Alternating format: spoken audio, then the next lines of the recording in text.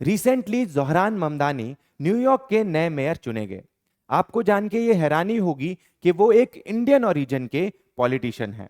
उनका relation India में गुजरात से है। आपने नोटिस किया होगा कि पूरे वर्ल्ड में इंडियन ओरिजिन के लोग काफी हायर पोजीशंस पे आ रहे हैं और जोहरान ममदानी उसमें एक नई कड़ी है। Hello everyone, my name is Ajay Singh और आप देख रहे हैं सिविल स्टेप। आज हम बात करेंगे इंडियन डायस्पोरा के बारे में।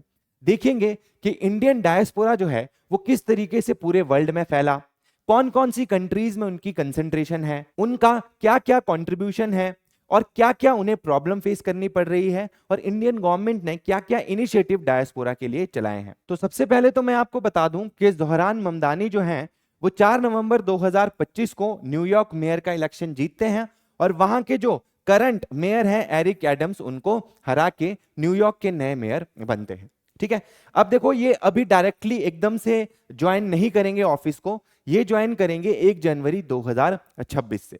तो देखिए आपने देखा होगा कि पूरे वर्ल्ड में है ना आपको अलग अलग इंस्टीट्यूशंस के हेड दिखते हैं इंडियंस, और उसी कड़ी में एक नया नाम है जिसको आपको याद रखने की जरूरत है और जो आपके एग्जाम में पूछा जा सकता है। तो चलिए आगे देखते हैं। आज की वीडियो में हम देखेंगे इंडियन डायस्पोरा के बारे में। देखिए ये जो टॉपिक है ये आपके यूपीएससी और एचएएस मेंस के पॉइंट ऑफ व्यू से बहुत ज्यादा इंपॉर्टेंट है और बहुत बार इस पे मेंस में क्वेश्चन भी पूछा गया है। तो सबसे पहले क्लियरिफाई करते हैं कि ये डायस्पोरा आखिर टर्म का मतलब क्या होता है। It means a group of people who live outside their home but still have a connection like culture और रीजन एंसेस्ट्री टू इट। ठीक है, तो ग्रुप ऑफ पीपल है ये एक जो किसी कंट्री से बाहर रहता है और उसका फिर भी अपनी कंट्री के साथ कुछ कनेक्शन होता है ना, जैसे कल्चरल कनेक्शन आप मान सकते हो, ओरिजिन अपना उस कंट्री से ट्रेस करते हैं, एंसेस्ट्री उस कंट्री से ट्रेस करते हैं, तो काइंड ऑफ इनके हार्ट में सॉफ्ट कॉर्नर होता है अपनी कंट्री के लिए, है ना। और कुछ लोग ऐसे होते हैं जो अपनी कंट्री से बाहर गए होते हैं बट स्टिल उनकी फैमिली अभी उसी कंट्री में रह रही होती है और वहां पे उनके लिए वो कुछ पैसे वगैरह भिजवाते हैं जिसको रेमिटेंसेस बोलते हैं। चलिए आगे इसके बारे में और डिस्कस करेंगे। पहले ये देख लेते हैं कि इंडियन डायस्पोरा कहां कहां रहता है ना, कितने अमाउंट में रहता है। देखो यहां पे 35 मिलियन इंडियंस जो हैं वो अब्रॉड में रहते हैं, जैसे कि आपकी कंट्रीज लाइक यूएसए हो गया, है ना, गल्फ कंट्रीज हो गया, यहां पे काफी ज्यादा अमाउंट में ये रहते हैं। ठीक है, और यहां की इकोनॉमी में सिग्निफिकेंट कंट्रीब्यूशन करते हैं। और देखो जैसे जैसे इंडियन डायस्पोरा उस कंट्री में रहता है ना, उसको ज्यादा टाइम वहां पे होता है तो धीरे धीरे वहां की पॉलिटिक्स में भी वो एंटर होना स्टार्ट हो जाता है और वहां की पॉलिटिकल डिसीजन मेकिंग में बहुत ज्यादा इंपॉर्टेंट रोल प्ले करता है। तो चलिए देखते हैं कि जो ये इंडियंस है ये पूरे वर्ल्ड में आखिरकार इतने ज्यादा अमाउंट में फैले कैसे। देखो सेंचुरीज पहले से लेकर हमारे ट्रेड टाइज इन कंट्रीज के साथ रहे हैं। जैसे कि आपने सुना होगा इंडस वैली सिविलाइजेशन के टाइम भी आप देखते होंगे कि मेसोपोटामियन सिविलाइजेशन के साथ हमारे ट्रेड कॉन्टैक्ट थे।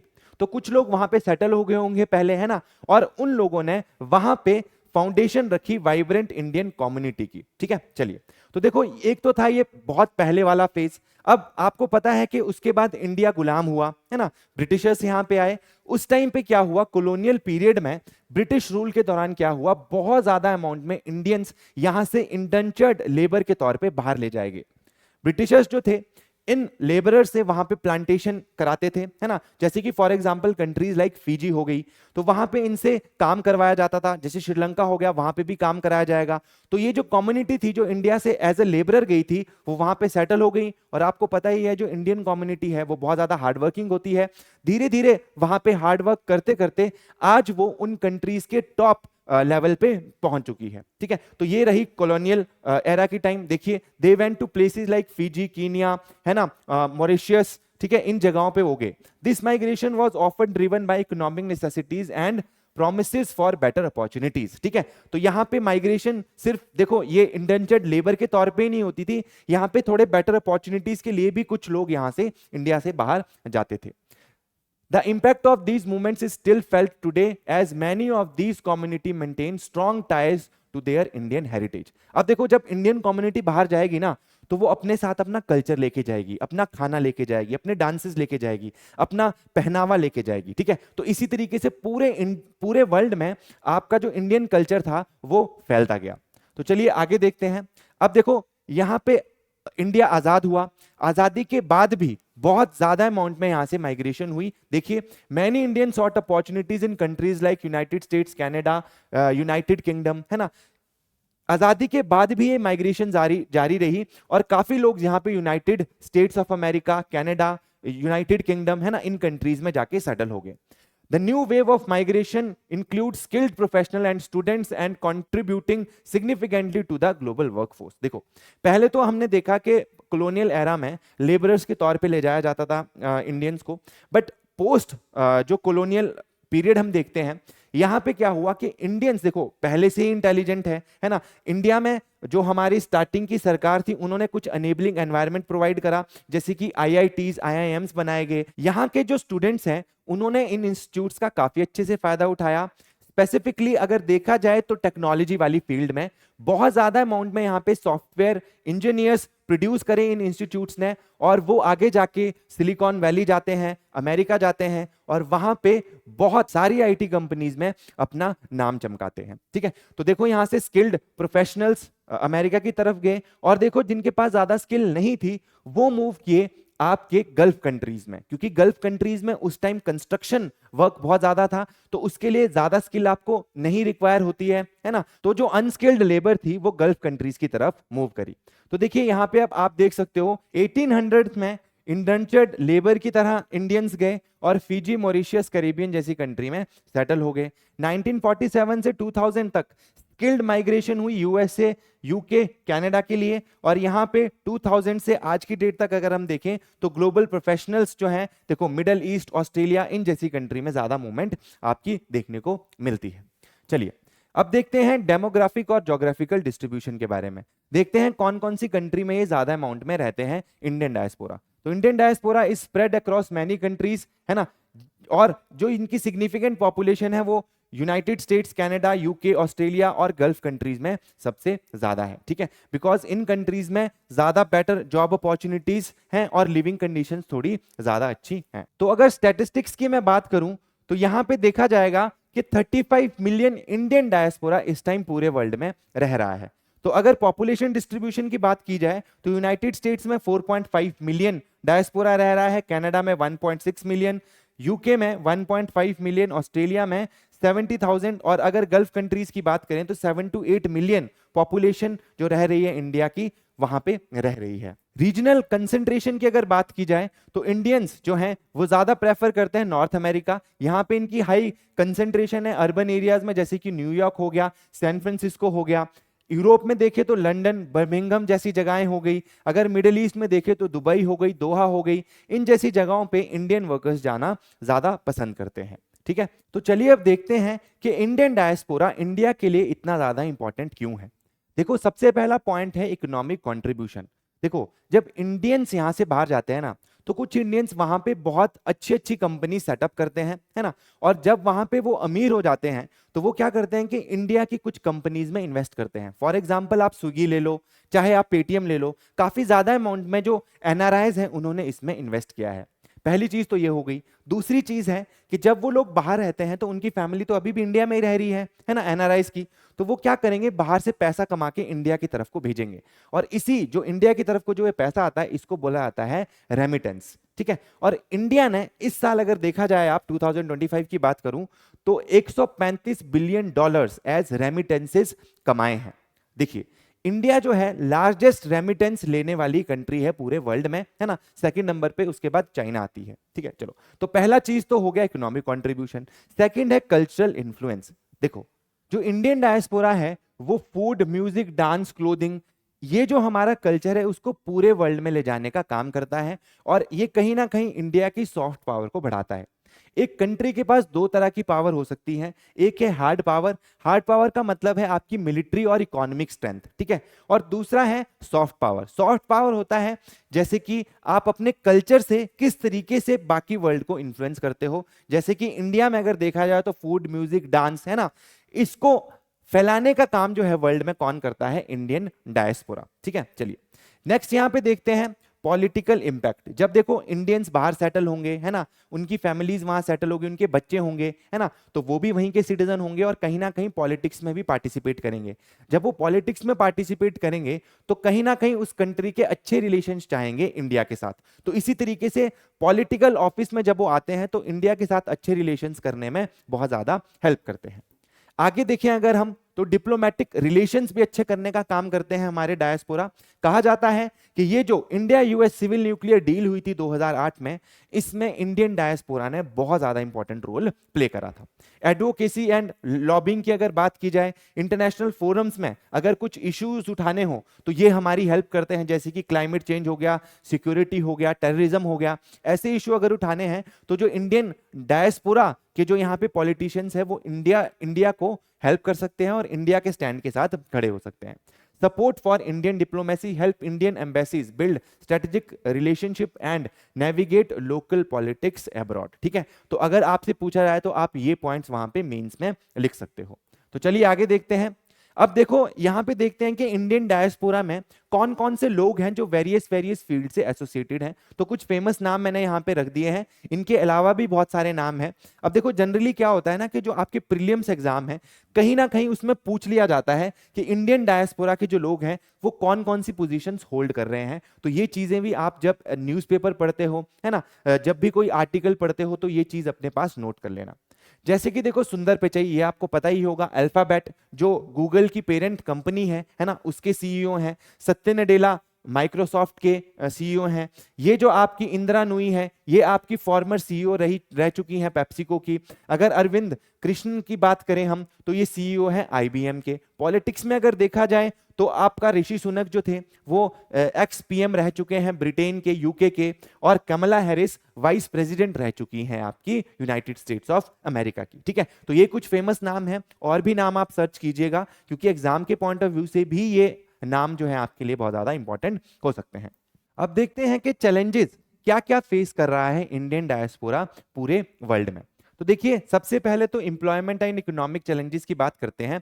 Job insecurity and exploitation. ठीक है, अब देखो ये कॉमन है among low skilled worker in gulf countries. तो देखा आपने देखा होगा मूवीज में भी, इनके साथ यहाँ पे कॉन्ट्रैक्ट साइन करवा लिया जाता है और इनका पासपोर्ट अपने पास रख लिया जाता है और फिर इनको वहां पे काम करने के लिए मजबूर होना पड़ता है। ठीक है, तो इस तरीके से यहाँ पे इनकी एक्सप्लॉयटेशन होती है और यहाँ पे कभी भी इनको इनकी जॉब से निकाल दिया जा सकता है। तो जॉब इनसिक्योरिटी यहाँ पे एक इशू रहता है। सेकेंड चीज अगर देखा जाए क्वालिफिकेशन इशू का, तो अगर देखो आप इंडिया से डिग्री करके जाते हो और फॉरेन कंट्री में, मान लो आप डॉक्टर हो यहाँ पे और फॉरेन कंट्री में जाके प्रैक्टिस करना चाहते हो, तो कई बार ऐसा होता है कि जो आपकी यहाँ की डिग्री है वो वहां पे वैलिड नहीं होगी। वहां पे आपको कोई कोर्स करना पड़ेगा, उसके बाद आप वहां पे प्रैक्टिस कर सकते हो, है ना। तो ये भी एक यहाँ पे क्या रहता है, इशू रहता है, non recognition of degrees abroad. अगर अगला देखें हम तो सोशल इंटीग्रेशन एंड आइडेंटिटी, इससे भी लोग वहां पे सफर करते हैं, है ना। Cultural adjustment, adapting to the new lifestyle and language can cause isolation and stress. देखो अगर आप कभी घर से बाहर निकल जाओ ना, इंडिया में भी कहीं और जगह रहना स्टार्ट कर दो, तो वहां पे भी आपको रहने में थोड़ी प्रॉब्लम आ जाती है, बिकॉज आप एक अपने घर के एनवायरमेंट से बाहर निकले हो, नए सारे लोग हैं, आपके रिलेशंस वैसे नहीं है लोगों से, आपको नए रिलेशंस बिल्ड करने पड़ रहे हैं। तो उस वजह से आइसोलेशन और स्ट्रेस आपको वहां पे हो सकता है ना। Maintaining identity, difficult to younger generation to balance between Indian tradition with foreign cultures. तो देखो कई बार ऐसा होता है कि आप इंडिया से बाहर जाओगे, है ना, वहां पे आप नया कल्चर देखोगे और आपको कल्चरल शॉक भी लग सकता है कि भाई मेरी कंट्री में तो हम चीजें इस तरीके से कर रहे हैं, यहाँ पे बिल्कुल ही डिफरेंट हो रही है। तो कहीं ना कहीं मॉडर्निटी और अपना जो खुद का कल्चर होता है उसमें बैलेंस करने में भी यहाँ पे प्रॉब्लम आ सकती है। लीगल एंड इमिग्रेशन इश्यूज में क्या होता है, वीजा प्रॉब्लम, है ना, complicated work permits and family unification rules, है ना। तो यहां पे देखो ये प्रॉब्लम हो सकती है। डिस्क्रिमिनेशन, यहाँ पे जिसको बोला जाता है जीनोफोबिया, है ना, एक टर्म है जीनोफोबिया। इसका मतलब होता है कि फॉरेनर्स जो हैं, है ना, जो आपके बाहर कंट्री के रहने वाले लोग हैं वो माइग्रेंट से डर रहे हैं, बिकॉज वो उनकी जॉब्स, उनको लगता है कि वो उनकी जॉब्स ले जाएंगे, है ना। तो इस चीज के लिए एक टर्म यूज होती है जीनोफोबिया, ये भी आपको याद रखना है। और यहाँ पे डिस्क्रिमिनेशन इस वजह से इंडियंस के साथ वहां पे होता है, रेसिज्म होता है। देखो जीनोफोबिया यहाँ पे लिखा है इन सम कंट्रीज। ठीक है, चलिए नेक्स्ट देखते हैं, रेमिटेंसेस चैलेंज। अब देखो हमने कहा तो है कि इंडिया वो पैसा भेजते हैं जो आपके एनआरआईज हैं। अब देखो कई बार ना ये पैसा भेजने की कॉस्ट ही बहुत ज्यादा हो जाती है ना, जिसकी वजह से थोड़े बहुत इश्यूज उनको फेस करने पड़ते हैं। Second, economic downturn. अगर देखो वहां पे जॉब उनकी चली जाए तो उनके लिए एक प्रॉब्लम क्रिएट हो जाएगी और कहीं ना कहीं इंडिया में भी रेमिटेंसीज आनी थोड़ी कम हो जाएंगी। अगला देखो यहाँ पे लीगल एंड एडमिनिस्ट्रेटिव प्रॉब्लम क्या हो सकती है, weak safeguard, limited worker protection in some countries specially Gulf region. यहाँ पे वर्कर्स के लिए प्रोटेक्शंस नहीं होती हैं, सेफगार्ड्स इतने ज्यादा नहीं होते हैं, है ना, तो ये चीज यहाँ पे सफर करनी पड़ जाती है उनको। Lack of support, insufficient community and legal assistance for migrants, ठीक है, तो ये भी एक इशू है। Political and community relation, low political participation, limited engagement with India and local politics, ठीक है। अब देखो जब इंडियंस बाहर जाते हैं तो देखो यहाँ पे इंडिया में आप क्यों इतनी आजादी से रह पाते हो, क्योंकि आपने इलेक्शन में पार्टिसिपेट करा है ना, इलेक्शन में बेसिकली वोट करा है और आपने अपने रिप्रेजेंटेटिव्स वहां पे भेजे हुए हैं विधानसभा और लोकसभा या और राज्यसभा में, है ना। चलिए, अब इस वजह से क्या होता है कि वो लोग आपके लिए काम करते हैं, आपके फेवर के लॉज आते हैं। बट बाहर ये प्रॉब्लम हो जाती है कि सिंस आप बहुत कम नंबर में वहां पे रह रहे हो तो आपकी थोड़ी पॉलिटिकल रिप्रेजेंटेशन वहां कम होती है। रिसेंटली थोड़ी ये बड़ी है जो पार्टिसिपेशन है, जैसे हमने देखा ज़ोहरान ममदानी अभी रिसेंटली आपके न्यूयॉर्क के मेयर बन चुके हैं ना, तो इस तरह की चीजें जो हैं। बट अभी भी देखा जाए तो इंडियंस की जो पार्टिसिपेशन है पॉलिटिक्स में वो कम है। Community barriers, difficulty in building strong social network abroad, ये भी एक प्रॉब्लम यहाँ पे रहती है। तो चलिए अब देखते हैं कुछ गवर्नमेंट इनिशिएटिव्स के बारे में जो इंडियन गवर्नमेंट ने स्टार्ट किए हैं इंडियन डायस्पोरा के लिए। तो सबसे पहले है overseas citizenship of India scheme 2005। देखो इसके तहत एक overseas citizen of India card बनता है आपका, है ना। अगर वो कार्ड आपके पास है तो आप इंडिया लाइफ लॉन्ग आ सकते हो विदाउट एनी वीजा और आप कितने भी टाइम तक यहाँ पे रह सकते हो। बाकी एडिशनल फैसिलिटीज भी आपको दी जाती हैं, जैसे कि ability to open bank account, buy property and invest in India, ठीक है। तो अगर कोई इंडियन डायस्पोरा का है और उसका ये कार्ड है तो उसको ये फैसिलिटीज यहाँ पे मिलती है। सेकंड मोस्ट इंपॉर्टेंट है प्रवासी भारतीय दिवस। ये एक इवेंट है जो इंडियन गवर्नमेंट ऑर्गेनाइज करती है ताकि जो इंडियन डायस्पोरा है उनको सेलिब्रेट किया जा सके, उनको यहाँ पे बुलाया जाता है, उनसे इंटरेक्शन होती है ताकि वो अपने रूट्स के साथ जुड़ सके, ठीक है। इसके बाद यहाँ पे देखा जाए तो प्रवासी भारतीय सम्मान अवार्ड, है ना, यहाँ पे इस इवेंट में प्रवासी भारतीय दिवस इवेंट में यहाँ पे जो इंपॉर्टेंट जो डायस्पोरा है हमारा, जिन्होंने बहुत इंपॉर्टेंट रोल प्ले करा है इंडिया के साथ कनेक्शन बनाने में या फिर उन कंट्री के साथ हमारे रिलेशंस अच्छे करने में, तो उनको यहाँ पे अवार्ड्स दिए जाते हैं, ठीक है। चलिए अगला है स्वर्ण प्रवास योजना न्यू प्लान स्कीम, है ना। यहाँ पे जो है ये स्कीम है उन वर्कर्स के लिए जो बाहर जाना चाहते हैं, है ना, और उनके पास इतनी नेसेसरी ट्रेनिंग नहीं है, तो उनको यहाँ पे इस स्कीम के तहत उनको ट्रेनिंग दी जाएगी ताकि उनकी एम्प्लॉयबिलिटी बढ़ सके बाहर वाली कंट्रीज में। इसके बाद देखो यहाँ पे वोटिंग राइट्स भी दिए गए हैं एनआरआईज को, जो नॉन रेजिडेंट इंडियंस हैं, है ना, जो बाहर रह रहे हैं बट इंडियन सिटीजन ही हैं, उनको यहाँ पे 2010 में रिप्रेजेंटेशन ऑफ पीपल्स एक्ट में यहाँ पे अमेंडमेंट करके वोटिंग राइट्स दिए गए हैं। They are also eligible for to vote in India. अगला देखा जाए तो इंडियन कम्युनिटी वेलफेयर फंड, ये यहाँ पे एस्टेब्लिश किया गया है और इस फंड से पैसे यूज किए जाते हैं जब इंडियंस कहीं डिस्ट्रेसफुल एनवायरनमेंट में फंस जाते हैं। जैसे आपने देखा होगा कि जब रशिया यूक्रेन वॉर स्टार्ट हुआ था, जो वहां पे लोग फंसे थे उनके लिए हमने ऑपरेशन गंगा चलाया। इजराइल में जब सेम चीज हुई तो वहां पे ऑपरेशन अजय चलाया गया। तो इस तरीके के जो पैसे होते हैं, जो फंड्स आते हैं, वो इस इंडियन कम्युनिटी वेलफेयर फंड से वहां पे निकाले जाते हैं। अगली यहाँ पे जो स्कीम है गवर्नमेंट के द्वारा चलाई गई है ना, 7th नंबर है यहाँ पे, ये है know India programme. It is a flagship initiative by ministry of external affair government of India, है ना। यहाँ पे इस स्कीम का ऑब्जेक्टिव है कि जो इंडियन डायस्पोरा बाहर रह रहा है, उनके जो बच्चे हैं, है ना, जिन्होंने कभी भी इंडिया के साथ उन्होंने कांटेक्ट नहीं एस्टेब्लिश करा है, उनको इंडिया बुलाना ताकि वो अपने इंडिया को देख सके, इंडिया के साथ अपने रिलेशंस अच्छे कर सके, ठीक है। तो देखिए आज के लिए इतना ही करते हैं। आई होप आपको ये पूरा टॉपिक अच्छे से समझ आया होगा। अगर आपको कोई भी डाउट है तो आप कमेंट सेक्शन में पूछ सकते हो। धन्यवाद।